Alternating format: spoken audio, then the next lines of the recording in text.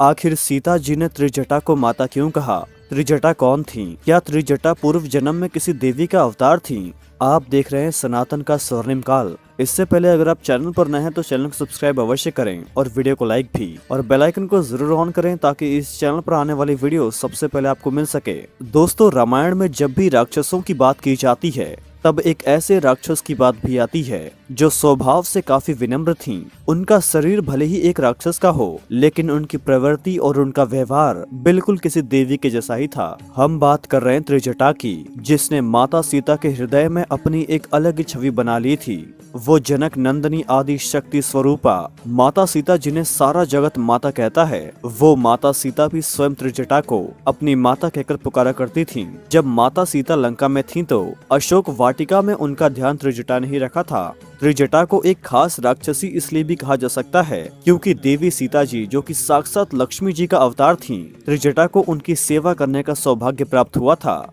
दरअसल त्रिजटा रावण की एक खास राक्षसी और दासी थी, जिसको माता सीता की देखरेख करने के लिए अशोक वाटिका में रखा गया था। लेकिन क्या आपके मन में ये सवाल कभी उठा है कि आखिर त्रिजटा कौन थी, जिसके बारे में हमें कोई भी जानकारी प्राप्त नहीं है? रामायण में भी उनका बेहद ही कम जिक्र मिलता है। दोस्तों, आज के इस वीडियो में हम जानेंगे कि आखिर त्रिजटा कौन थी, वो किसकी पुत्री थी और आखिर त्रिजटा किस देवी का पूर्व अवतार थी, क्या थी उनके पूर्व जन्म की कहानी।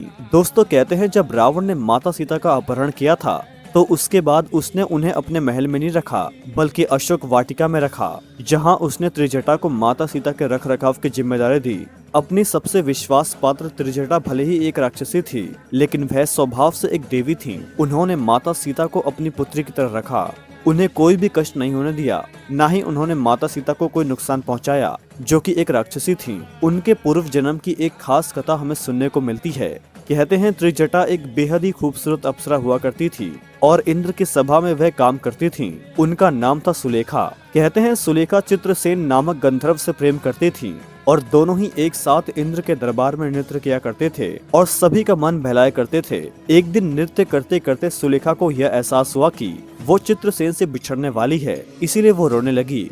तभी सभा में उपस्थित नारद मुनि उनके पास आए और उन्होंने कहा कि सुलेखा, तुम्हें रोने की कोई भी आवश्यकता नहीं है, क्योंकि भविष्य में जो होगा उससे तुम्हारा ही भला होगा। ऐसे में सुलेखा ने चिंतन मन से पूछा, आखिर ऐसा क्या होने वाला है मुनिवर? मेरा दिल बहुत ही अशांत हुआ जा रहा है, मुझे घबराहट हो रही है। तब नारद मुनि ने कहा, भविष्य की बातें वर्तमान में नहीं की जाती, इसीलिए तुम चिंता मत करो। इस बात पर सुलेखा के मन की चिंता और ज्यादा बढ़ गई। उनके दिल को उस बात ने झकझोर कर रख दिया। ये सब देखते हुए एक दिन चित्रसेन सुलेखा के साथ इंद्रदेव से इजाजत लेकर पृथ्वी लोक में घूमने के लिए आए। वहाँ का वातावरण देखकर सुलेखा बहुत प्रसन्न हुई। जैसे ही उसने किसी झरने को देखा, उसके मन में वहाँ स्नान करने की इच्छा प्रकट हुई। उसने चित्रसेन से कहा और दोनों झरने में जाकर साथ में स्नान करने लगे, एक दूसरे पर पानी फेंकने लगे। दोनों नदी में हंसते हंसते मस्ती कर रहे थे और एक दूसरे के ऊपर पानी मार रहे थे। पास में ही एक चट्टान पर बैठे ऋषि दुर्वासा तपस्या कर रहे थे।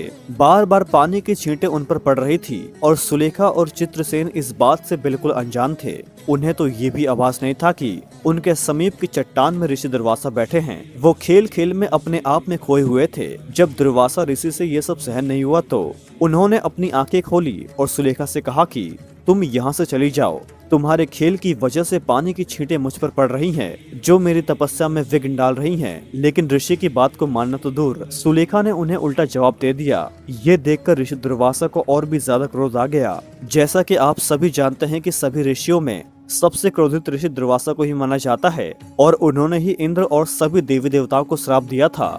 वो बेहद ही शक्तिशाली और क्रोधित स्वभाव के ऋषि थे और इस तरह सुलेखा के वापस जवाब देने पर ऋषि दुर्वासा आग बबूला हो गए और उन्होंने सुलेखा को ये श्राप दिया कि तुम जल्दी अपने इस सुंदर काय यानी शरीर को त्याग दोगी और जिस तरह से तुमने मुझसे बात की है वह एक राक्षस की प्रवृत्ति होती है, इसीलिए तुम अगले जन्म में एक राक्षसी के रूप में जन्म लोगी और राक्षस कुल में पैदा होगी। ये सब सुनने के बाद सुलेखा के पैरों तले जमीन खिसक गई अचानक ही सुलेखा को नारद मुनि की उन सभी बातों का एहसास होने लगा और वो उसी समय रोते हुए ऋषि दुर्वासा के पैरों में जा गिरी। उसे अपनी गलती का एहसास हो गया था, इसीलिए वह ऋषि के पैरों में गिरकर उनसे क्षमा की भीख मांगने लगी। तब ऋषि का भी मन और मस्तिष्क पसीज गया और उन्होंने कहा कि मैं अपने श्राप को वापस तो नहीं ले सकता, लेकिन तुम्हें ये वरदान दे सकता हूँ कि तुम्हारे उस जन्म में तुम साक्षात भगवान श्री हरि और माता लक्ष्मी के दर्शन होंगे। तुम स्वयं माता लक्ष्मी के अवतार की सेवा करोगी और उसके बाद ही तुम्हें इस राक्षस शरीर से मुक्ति मिल पाएगी। और कहते हैं कि ठीक ऐसा ही हुआ। माली नाम का एक राक्षस हुआ करता था जिसकी पुत्री का नाम था कंचुकेसी। कहते हैं कि कंचुकेसी ने हरि कीर्तन करके ऋषि विश्वेश्वरा को पसंद कर लिया था। दोनों ही एक दूसरे को पसंद करने लगे थे और इसके बाद दोनों ने एक दूसरे के साथ विवाह भी किया था। फिर कुछ समय बाद कंचुकेसी गर्भवती हुई और उससे एक कन्या की प्राप्ति हुई जिसका नाम था त्रिजटा। वैसे मैं आपको बता दूं कि ऋषि विश्वेश्वरा स्वयं रावण के पिता थे जिन्होंने कैकसी से विवाह किया था, जिनसे रावण का जन्म हुआ था। और वहीं कई सारे पुराणों में यह भी वर्णन मिलता है कि त्रिजटा को रावण की सौतेली बहन भी माना गया है। ऋषि दुर्वासा के श्राप और वरदान के कारण उनका अगला जन्म राक्षस कुल में हुआ था और उसे माता सीता की सेवा करने का अवसर प्रदान किया गया। और इतना ही नहीं, रावण के वध के बाद जब माता सीता वापस श्री राम के पास मिलने जा रही थी तो त्रिजटा ने ही उन्हें अच्छे से सजा धजा कर वापस भेजा था। वहीं भगवान श्री राम से मिलने के बाद माता सीता ने प्रभु श्री राम को त्रिजटा के बारे में सारी बात बताई थी, जिससे प्रभु श्री राम बेहद प्रसन्न हुए और उन्होंने तो त्रिजटा को वरदान भी दिया कि जो भी हवन आदि कार्यों में शुद्ध चीजें होंगी वो सबसे पहले तुम्हें ही प्राप्त होंगी, फिर चाहे वो कितने ही विधि विधान से क्यों ना की गई हो। कहते हैं प्रभु श्री राम ने और माता सीता ने त्रिजटा को कई सारे वरदान देकर उनको धन्य कर दिया था। फिर वहां से वापस अयोध्या लौट आए।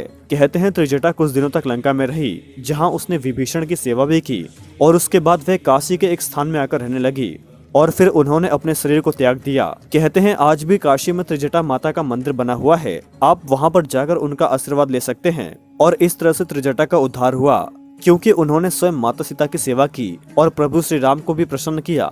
इस तरह से एक दिन अपने शरीर को त्याग कर त्रिजटा अपने राक्षसी शरीर से मुक्त हो गई और उसके बाद वह वापस सुलेखा के रूप में इंद्रलोक में जा पहुंची। वीडियो अच्छी लगी तो वीडियो को लाइक जरूर करें और चैनल को सब्सक्राइब भी और कमेंट में लिखे जय श्री राम।